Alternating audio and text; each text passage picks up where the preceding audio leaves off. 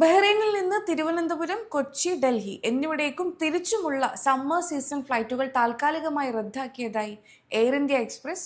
ആഴ്ചയിൽ 2 സർവീസുകൾ മാത്രമാണ് തിരുവനന്തപുരത്തേക്ക് ഉണ്ടായിരുന്നത്. വരുന്ന മാർച്ച് 6 മുതൽ 15 വരെയുള്ള 4 സർവീസുകളും ഏപ്രിൽ 1 മുതൽ 2026 മാർച്ച് വരെ കൊച്ചിയിലേക്കും തിരിച്ച് ബഹ്റൈനിലേക്കുമുള്ള ചൊവ്വ, ബുധൻ ദിവസങ്ങളിലെ സർവീസുകളുമാണ് റദ്ദാക്കിയത്. മാർച്ച് 30 മുതൽ ഒക്ടോബർ വരെ ഡൽഹിയിലേക്ക് നേരിട്ടുള്ള ഫ്ലൈറ്റുകളും റദ്ദ് ചെയ്തിട്ടുണ്ട്. ബഹ്റൈനിലെ സ്കൂൾ വെക്കേഷൻ പീരീഡായ ജൂലൈ, ഓഗസ്റ്റ് മാസങ്ങളിലെ യാത്രകൾ റദ്ദാക്കുന്നതിലൂടെ പ്രവാസികളെ വലിയ ഫിനാൻഷ്യൽ ക്രൈസിസിലേക്ക് തള്ളിയിടുന്ന തീരുമാനമാണ് നിലവിൽ എയർ ഇന്ത്യ എക്സ്പ്രസിന്റെ ഭാഗത്തു നിന്നുണ്ടായത്. ഫ്ലൈറ്റുകൾ റദ്ദാക്കുന്നതിലൂടെ പ്രവാസികൾ അവധി സമയം മറ്റു വിമാന കമ്പനികളെ ആശ്രയിക്കേണ്ട സ്ഥിതിയാണ്. അങ്ങനെ വരുമ്പോൾ 300 ദിനാറിലധികം വരെ ഒരു യാത്രക്കുള്ള ടിക്കറ്റിനായി മുടക്കേണ്ടി വരും. ഇൻഡിഗോ സർവീസുകൾ കഴിഞ്ഞ സമ്മർ സീസണിൽ കേരളത്തിലെ വിമാനത്താവളങ്ങൾ ബന്ധിപ്പിച്ച് ബഹ്റൈനിലേക്ക് സർവീസ് നടത്തിയിരുന്നു. എന്നാൽ ഇത്തവണ അവരും സർവീസ് നടത്താത്തതും വലിയ തിരിച്ചടിയാകും.